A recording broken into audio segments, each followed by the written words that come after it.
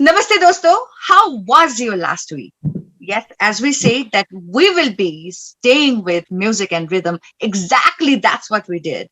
Because it's still the month of festivity and we are still continuing with so many things around us. Because this year, yes, we are actually feeling ourselves again. We are, sometimes we're not wearing masks, sometimes we are wearing masks, but we're meeting our friends. So it is kind of that old experience we're getting back again, and we're all excited about it to see everyone with us again. So here we go. As we promised you that we will be back with Rishi Shankar Upadhyay one more time. We are here with him as we promised. And Rishi, welcome back to Talent Hunt one more time. Hello, Ragni ji. Namaskar. Thank you This so is much once again. absolutely, this is our pleasure. You know what? Because last time it was your childhood, it was how you started, and it was such a wonderful experience. And I still remember the way you experienced how, like Shankar Bhagwan ji and the Damru and the bowl, and then you played it. Oh my God, that was really beautiful. And to me, I think that this is the most beautiful time of the year because everyone is in the celebration mood, you know, like from September to December up to until we are really actually looking forward for the new year for all of us. I think that this is the best time of the year. So, Rishi, um, who is your favorite rhythmist? Because I know that you have a very stable like background from your home, but at the same time I think that you also listen to others. So from there, if you can choose few names that you love. Uh, this is very, tough question for me to say any one or two or three or four, whatever is the name.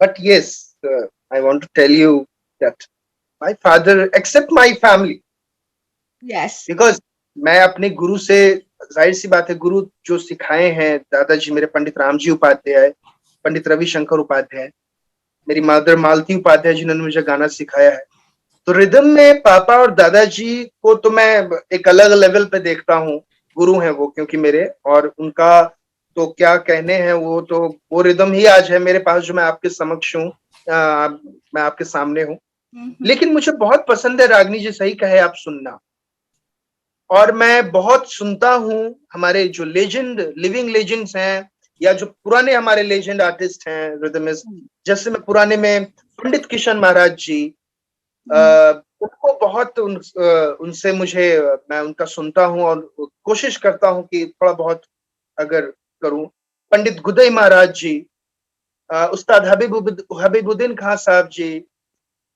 उस्ताद करामतुल्लाह खान साहब जी उस्ताद अलारका खान साहब जी और कहने की बात ही नहीं है जो उस्ताद जाकिर हुसैन साहब जी का एक अपना वो है तो वो तो मैं अकेला नहीं पूरा दुनिया उनका दीवाना है वो तो ऐसे कलाकारों को जब सुनता हूँ पंडित अनिंदो चटर्जी जी हैं, पंडित कुमार बोस जी हैं, उस्ताद साबिर खान साहब जी हैं। तो इन कलाकारों को जब सुनने के बाद ना लगता है कि इन लोगों ने कितनी मेहनत की है, क्या तपस्या किया है, इन्होंने जो रियाज किया है, शायद हम उस रियाज को पता, आई डोंट नो कैसे हम करें। आजकल का आज का 24 आवर लगता ही नहीं है कि 24 आवर है, कब निकल जाता है पता ही नहीं लगता। लेकिन देखता हूं इन लोगों का मेहनत, इन लोगों का रियाज, इन लोगों की साधना, तो लगता है कि इन लोगों ने शायद संगीत और ये जो नाम है इनका, ये एक दूसरे के पर्याय है। बिल्कुल, मतलब इनमें और उन संगीत में कोई फर्क नहीं है। मतलब क्या क्या चीजें इन लोगों ने बना के छोड़ी कि आज हम सब यंगस्टर्स उसको रियाज करते हैं, फॉलो करते हैं, हर एक चीज को बजाते हैं, सुनते हैं, और सुनने से अनुभव बहुत होता है, एक्सपीरियंस।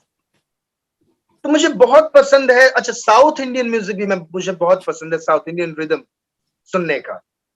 जो रिदम में उनके जो बोल बांट है, लाइक जो वैरायटीज हैं, जो हर एक फ्रेज, जो उनका हर एक साइकिल के बाद जो फ्रेजेस बदलते रहते हैं, और उसमें वेरिएशंस जो उनके हैं, it's totally impressed a lot. And वो रीजन है कि आज क्लासिकल म्यूजिक हमारा, चाहे वो कर्नाटिक म्यूजिक हो, चाहे हिंदुस्तानी म्यूजिक हो, अगर हम इन दोनों को मिक्स करके बजाएं, चाहे वो पखावज पे बजाएं, चाहे मृदंगम पे बजाएं, चाहे इंडियन इंस्ट्रूमेंट पे बजाएं, हिंदुस्तानी पे या कर्नाटिक पे, तो उसका जो एक प्रॉपर फ्रेज बन के आता है, बहुत राइट। अद्भुत होता है, बहुत एक चीज अद्भुत होता है उसका वो रिदम।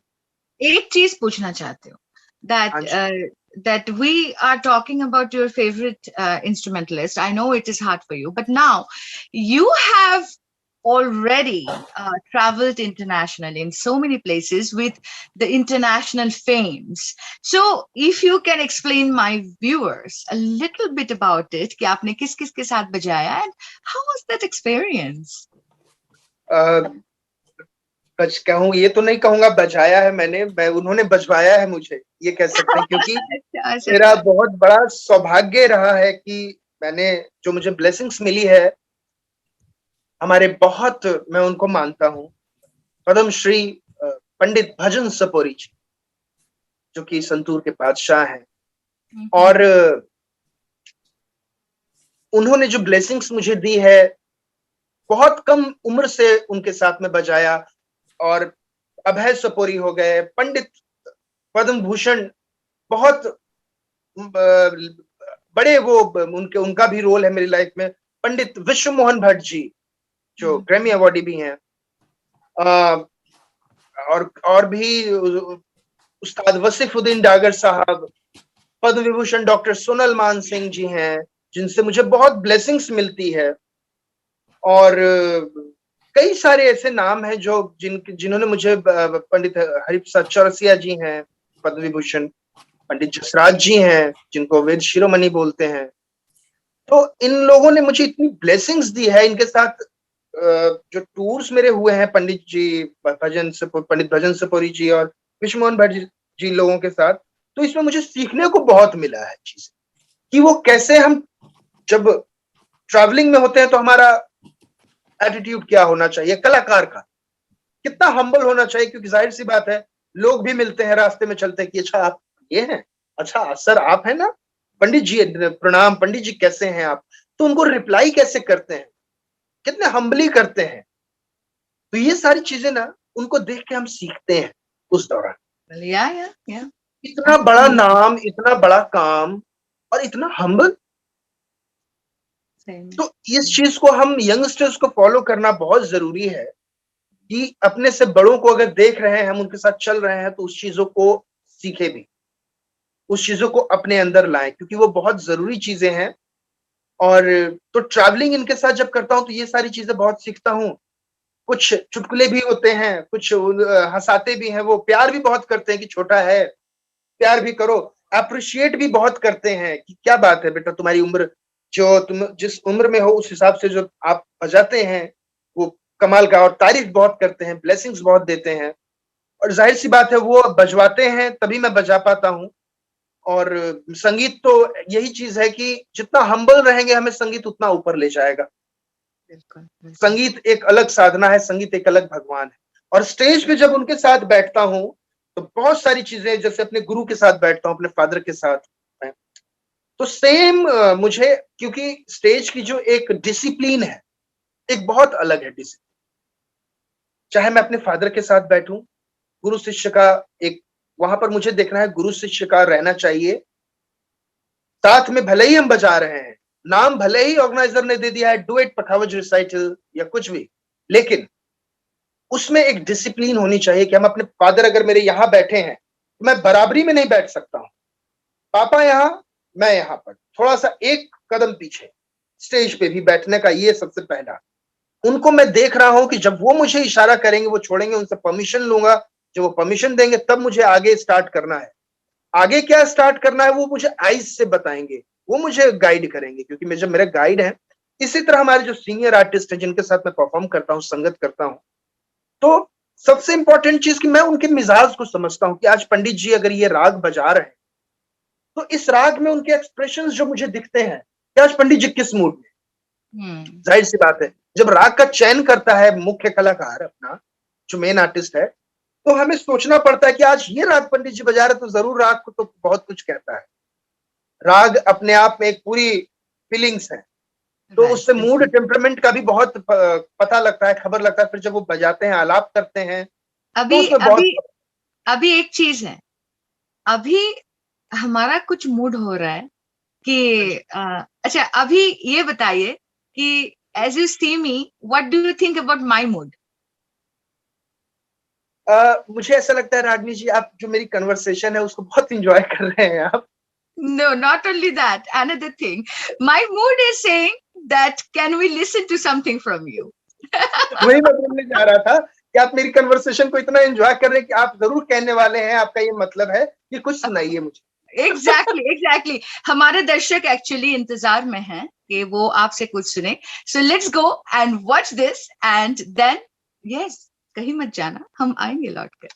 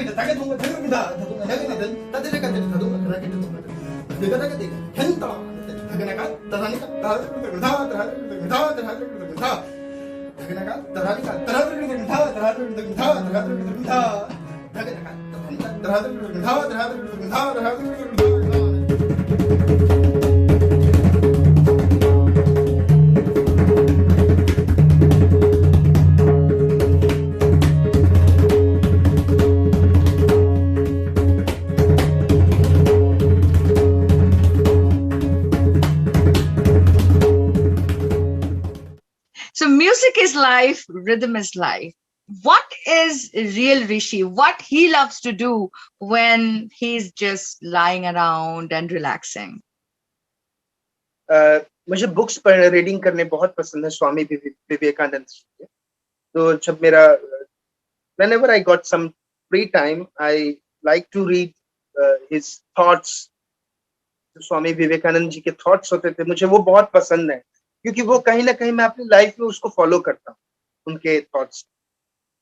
और हर एक थॉट्स में उनके जो बातें छुपी होती हैं, बस ये कि बुक रीडिंग नहीं करना, उसको समझने से बहुत डीपली। तो मैं रात को पसंद करता हूँ वो बुक्स पढ़ना, बुक्स पढ़ना बहुत पसंद है मुझे। कभी कभी जैसे एक्सरसाइज करना बहुत पसंद है, जैसे रनिंग, जॉगिंग, ये योगा करना ये बहुत पसंद है। और जो रियल ऋषि है, जैसा मैंने बोला, क्रिकेट से बहुत प्यार है मुझे। हम्म, आज भी कहीं ना कहीं वो बात अलग है कि आप खेलता नहीं हो, लेकिन जब क्रिकेट मैच मैं देखता हूँ तो मेरे फादर और मेरा जो टाइम होता है हम्म, क्रिकेट मैच देखने का, मेरी पूरी फैमिली हम्म, का इवन, हम्म। तो ऐसा लगता है कि मैं ही बैटिंग कर रहा हूँ, बॉलिंग भी मैं ही कर रहा हूँ, ऐसा क्यों क्या नहीं बात। हुआ, ऐसा क्यों हो गया। Yes, yes, yes, yes, तो yes. And real Rishi also, है कि since you were talking about cricket and you saw, I mean, I think you have noticed that the bowlers have their own rhythm and the batsmen, as they're playing, they have their own rhythm to play, right? So I think that rhythm is life because our heart is pounding. That's also rhythm. And it is pounding in rhythm. That's why we're in front of you talking and smiling and laughing. And this show is happening. If this is not in rhythm, then we're not there. So exactly. our life is with rhythm. This is a whole Exactly. chakra My of rhythm. heartbeat is also running in one rhythm. Exactly, exactly, exactly. So this whole chakra is like a rhythm, the that's why we say it rhythms of life. And I'm really happy to have you, Rishi, among us because this is really a great opportunity for my viewers to learn something about pakhawas because it's a not very thin or familiar instrument like a tabla or a drum or any other instrument. It's a little different, but I love pakhawas when they play for the kirtans. It is so beautiful, the rhythm for, and also with the Tagore songs, right? So the pakhawas is a must, and it's really beautiful, the bowls and everything. Well, I'm just getting nostalgic. I'm just going back to my memory lane, guys. Okay, pardon me, this is just show for Rishi, and we are going to talk about Rishi only. And Rishi, let our viewers know that what is your thinking if someone wants to try something new or maybe explore themselves. Maybe somebody is a tabla player already but want to know more about pakhawas, so how that orientation will be. Rakhi, the important thing is just I was saying the earlier also to you, that my family never forced me to do this. My family always told me do whatever you want. तो मैं लोग यही एक message देना चाहूंगा जो हमारे viewers हैं या जो भी है। कहने का मतलब है कि आप जो करते हैं वो आपका कर्म है, काम है, वो आपको करना, वर्क इज वर्शिप, कर्म Hmm. पूजा है, वो तो करिए। लेकिन अगर हम अपनी जिंदगी में कुछ ऐसी एक्टिविटीज को लाएं जो चीज हमें खुद से बहुत एक, खुद हम अपने आप को अच्छे बुरे वक्त से अच्छे वक्त में ला सकते, Right. अपने एंजाइटी को खुद से अलग कर सकते हैं। मुझे जरूरत नहीं पड़ती अपने, कभी मैं डॉक्टर से मिलूं कि मुझे एंजाइटी हो रही है, या मैं डॉक्टर से मिलूं कि मुझे नींद क्यों नहीं आ रही है। जब Hmm. मुझे नींद नहीं आती है तो मैं म्यूजिक करता हूँ, चाहे गाना हो, Hmm. चाहे Hmm. तबला Hmm. हो, चाहे Hmm. पखावज हो। Hmm. तो मैं अपने व्यूअर्स से कहूंगा कि अपनी जिंदगी में संगीत का एक छोटा सा कहीं ना कहीं अपनी लाइफ में एक पार्ट रखिए म्यूजिक का, जो आपको, आप अकेले ड्राइव भी कर रहे हैं तो खुद से गुनगुना सकते। आप अगर स्टीयरिंग पे हाथ रखें तो आपकी उंगलियां चलती रहें स्टीयरिंग पे, तो वो कई बार चलती भी है, कोई गाना सुनता है तो वो एक रिदम है। तो बहुत जरूरी है, और करिए वही जो आपका मन करे। जैसे आपका मन करता है, पखावज हमारा ऐसा साज है कि उसको थेरेपी होता है, उससे अगर कोई बीमार इंसान भी हो तो वो अपने आप को तंदुरुस्त फील, मतलब एनर्जेटिक फील करता है। अगर किसी को हम सुना रहे हैं तो उस वक्त भी वो अपने आप को, पता नहीं वो ताल कौन सी, कब वो वक्त एक बीट निकल जाए कि वो अपने ताली उसके हाथ से बच जाए, खबर नहीं होता। तो ये हमारा एक समाज का, हमारे सोसाइटी के लिए एक बहुत हेल्पफुल चीज है, और इसको बहुत जरूरी है आगे बढ़ाना। आगे जब जैसे आज मेरे पीछे के जनरेशन ने मुझे दिया, मैं अपने आगे की जनरेशन को दे रहा हूं, उसी तरह परंपरा ऐसे ही आगे एक के बाद एक बढ़ती है। Amen. तो म्यूजिक को बस लेके चलें और इसकी सेवा करें, इसको आगे बढ़ाइए। हमारा कल्चरल म्यूजिक है, हम लकी हैं कि हमारे इस कल्चर में हम म्यूजिक को अपना एक धरोहर मानते हैं country. Thank you so much for these words, Rishi. And really, it's a pleasure meeting you. दोस्तों, आज तक इतना ही, क्योंकि again the time is so limited. I know music don't have any boundaries, but we do, and that is why that we have to say goodbye for now. But Rishi, please come back again and stay with us with your favorite stories one more time. We would love to invite you. And my friends, I'm going to be back again next Monday, same time. Yes, with somebody again, special someone to celebrate Diwali with all of you. And wish you all a very happy festivity month all year long, not only this month, the whole upcoming year. Every year should be energetic, should be healthy, and should be positive in your mind and your heart and your soul. So take care, guys, and see you again next Monday. Namaste. नमस्कार।